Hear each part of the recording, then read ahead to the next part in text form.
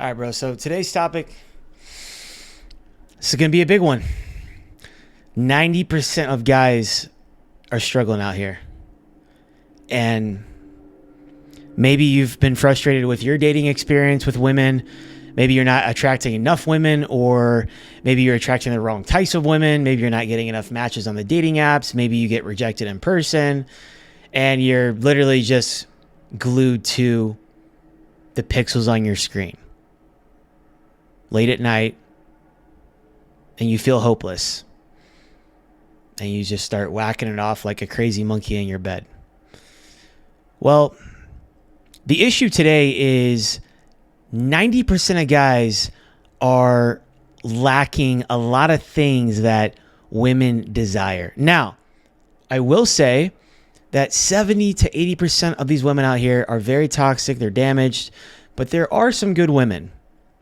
And there's a few things that you really got to wrap your head around and try to understand, because chances are you're not that top 10% guy. And if you were, then you wouldn't be watching this. So, number one is most guys lack confidence. Now, that's the first thing. They don't ask for what they want. They don't go and get what they want. And they're not even sure of themselves. This used to be me years ago. Fortunately, being in the Marine Corps gave me a lot of confidence, working out, starting a business, doing sales. I mean, I've done a lot of different things that have given me confidence. Okay. And that's going to be the first thing, right? So how do you build confidence? You build confidence by getting the reps in. It comes from doing hard things. It comes from getting rejected, but still standing back up and carrying the mission forward. It means even if you get rejected by women, still being in your energy and just accepting that this is a part of the game. This is how life is, okay? Confidence comes from building a physique that you can be proud of. Because it's not something that you can just buy on aisle 5 at Walmart. A well-sculpted physique is not something that you can buy as a guy. Okay, we can't go get a BBL. I mean, I guess you could, but it depends on what kind of crowd you're trying to attract. But you have to sculpt the physique.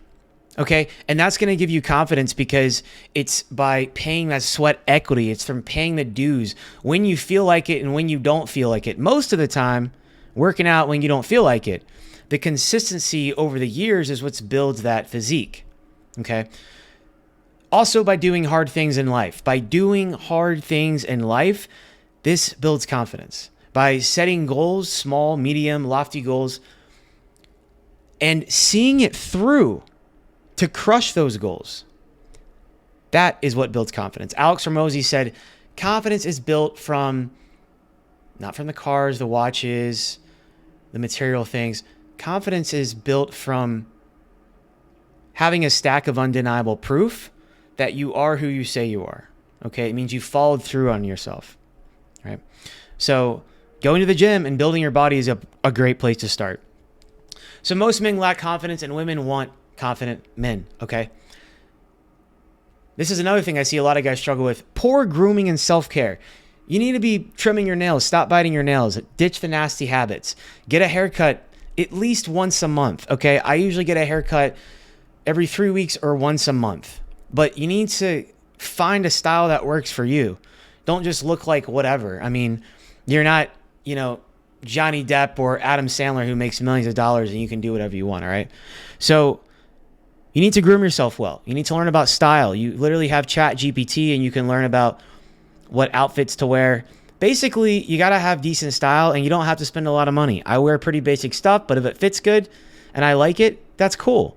Because the thing is when you build a physique, it makes you more confident. When you wear clothes, in general, a well-fitted outfit is going to make you, confident. It's going to make you look good. So you don't have to spend a lot of money. And you've got to groom yourself well. Take care of your nails, dude. Your toenails, your freaking fingernails. Make sure you're trimming your beard and cleaning your ears, and just trim your no hair, all that stuff, man. Like, take care of yourself, okay? I used to go get a pedicure like once every 2 or 3 months. I haven't done it in a while, but I still try to take care of myself, man. Look good, smell good. You're going to get more respect from men and from women, okay? It's going to help you across the board. So you need to have good hygiene. Brush your teeth, floss your teeth. I want to be honest with you. For years, I didn't floss my teeth. It wasn't until about 6 years ago that I didn't floss my teeth for an entire year and a half. And I went to the dentist and I had to pay. This is before I actually had a decent job. I had to pay like a couple grand to get my teeth taken care of, like, because I had so much built up plaque. It was disgusting. Never again. Okay.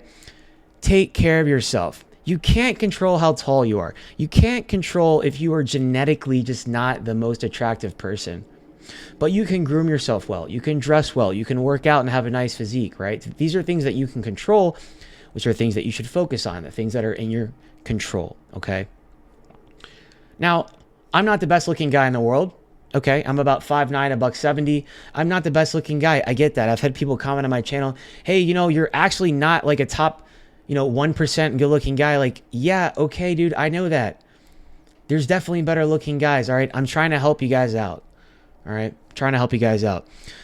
Third thing is emotional neediness and dependency and seeking women's validation. Okay, so when you display validating seeking behavior, like you're seeking for validation, this comes across as needy. It comes across as emotionally insecure. Okay, so what do I mean by that? Let's say, for example, you started talking to a girl and you try to reconfirm the date. Or let's say, that's probably a bad example. Let's say you shoot her a text, hey, how's your week going? Hey, how's your day going? Unless she asks you, there's no reason to be texting a lot between dates. Now, if she has a high level of interest, at least a 7 out of 10, okay? If she texts you, you can hit her back up, but you don't need to over-explain. You can match her energy, okay? But one thing that really repels women is they text too much. They become emotionally dependent and just fishing for validation, over complimenting. I'm not saying don't give validation. The red pill community says don't ever compliment or validate women. It's wrong. Don't listen to it, okay? But emotional neediness, it's like always needing to text them and talk to them and like always needing to touch them. It's too much, okay? It's feminine behavior. It's weak energy, all right? Now, this kind of leads me into the other point is most guys don't really understand women. Now, yes, women are complicated, and I'm still trying to figure it out myself, okay? But I've had a good bit of experience dating a lot of different women over the years and in some long-term commitments that I had been in the past. Now, I used to be hardcore in the red pill phase, so I would date multiple women at a time. I moved away from that because it's just not what I'm about anymore, okay? But you got to understand female nature, and the red pill community does have some good principles. Like there are some good things about hypergamy and truly building value into yourself as a man, making sure you have options, right? These are all things that are super important, okay? Maintaining an element of mystery as well. But really, just try to understand women. The first book that I literally ever read was The 3% Man by Corey Wayne. Now, shout out to Corey Wayne. He's goated. I don't really listen to his stuff much anymore. And you kind of got to take some of it as a grain of salt because a lot of the stuff that he talks about, well, I would say at least 30% or more of the stuff he talks about now doesn't apply to modern dating because it's older content. Okay. It's much older. But understand female nature, the difference between male and female psychology. I've got some videos on my channel. And by the way, if you're new here, I appreciate your support. Go ahead and hit subscribe right now because I drop a video every single day. And I'm kind of all over the map with what I talk about, but mainly it's just men's personal development, right? It's helping you forge armor for life. So forge strength, elevate your spirit, and lead with purpose. That's what we're all about. So understand female nature. Now, again, like I said, 70 to 80% of these women are super toxic. They're playing games, and they're on game as well. But there's some good women out here, okay? You got to kind of understand a baseline of female nature. And once you kind of start to understand what women are all about, it's easier to play the game. And you have to play the game. You really have to play the game, okay? Because they're playing the game. And the more you know, the easier life is going to be. Learn about communication. You've got to start understanding about communication, male and female dynamics. The Lost Art of Listening is a really great book by Nolan P. Nichols, I think is the name. Really good. A lot of guys struggle with listening. I used to struggle with listening as well. So it's something you got to work on. Just having good emotional intelligence, right? Being able to read people, body language. Improve your communication skills and learn to understand female nature. Women are very different than men. Okay? They're very, very different than men. So And I'm still trying to figure it out. Okay, we all are, and every woman's different, but there's definitely some principles that you can learn, and it's kind of, I would say, for the most part, consistent across the board. All right. Another thing that makes men unattractive to women is they pedestal them. Okay. Movies and TV, it's all wrong. In the books and everything, it's all wrong. No matter what a woman says, she does not want to be your number one priority. She doesn't need to be on a pedestal. Okay. So just showering her with a ton of attention. I'm not saying if you meet your queen that you can't spoil her and treat her like an amazing, queen and woman and love of your life that she is. But my point is, you need to have a purpose and drive. You need to have a big mission and a big overarching goal. What's your purpose in life? You need to have a purpose and a main mission, like whether that is a hobby that you're passionate about, whether that is your job and your work and your trade and your skill set that you're working on improving. Maybe it's shooting content. Maybe it's building a business. I don't know what it is. There's no right answer. You could be getting paid for it. It could be volunteer work. It doesn't matter. But the one thing that it has to have is it has to be about other people. It has to be about serving others and giving back. Because at the end of the day, that's truly the only thing that will bring you fulfillment. I tried to chase money and status and all this other stuff, which resources and all this stuff is important. Okay, you need that as well. But if it's not others-centered, if your mission is not others-centered, you will lose motivation. You will lose drive. You'll fall off. And you'll feel like you lost your way.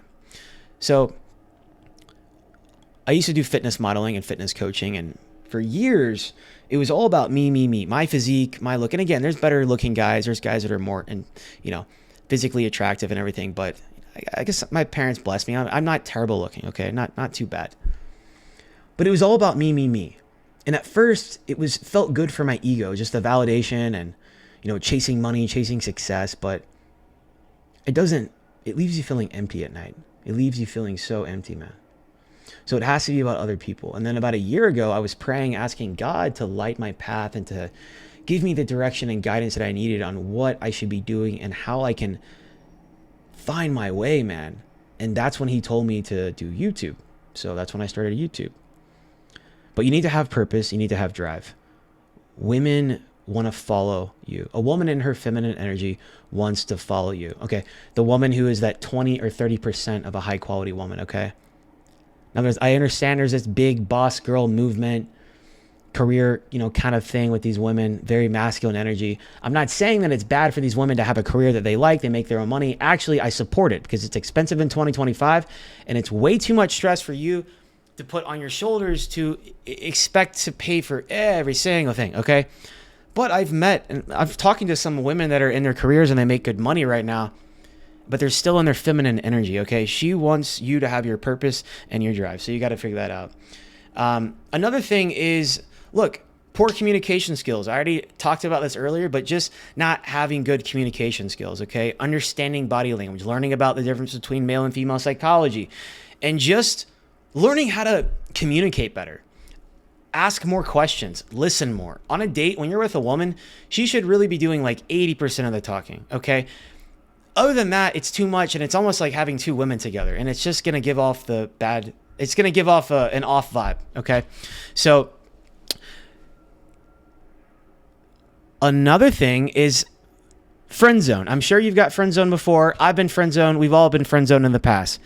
When guys play it too safe or they're overly nice, okay, they don't try to close the deal like earlier on. Now, I'm not saying you should be hooking up on the first or second date. As a matter of fact, these days, I don't even want to try to sleep with a woman until at least the third or fourth date at the least, okay? Because I want to get to know her and see if she's really going to be worth my time to make sure she's a high-quality woman, okay? But you don't want to be their pen pal, their text buddy, their gay best friend, like being the yes man, okay? You need to be in your masculine frame, and I've got videos on this that you should check out. But failure to create attraction. You do not know how to be seductive and escalate things. Okay. Women will set you up. They'll put you in the position. Most women know what they're doing. Okay. 9 out of 10 women actually are aware of what they're doing. And so they will make it easy for you. They will set you up most of the time. But you have to lead the interaction. Most women are expecting you to lead. Now, I have been with some more alpha girls, some more masculine, assertive women that will just literally throw themselves at me, okay?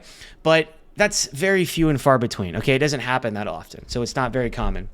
You have to create attraction and do it at the right time, at the right pace. It's all about timing. I've been in sales for about 4 years now, and there's really a lot of similarities between sales and business and dating with women. Okay, so pretty interesting.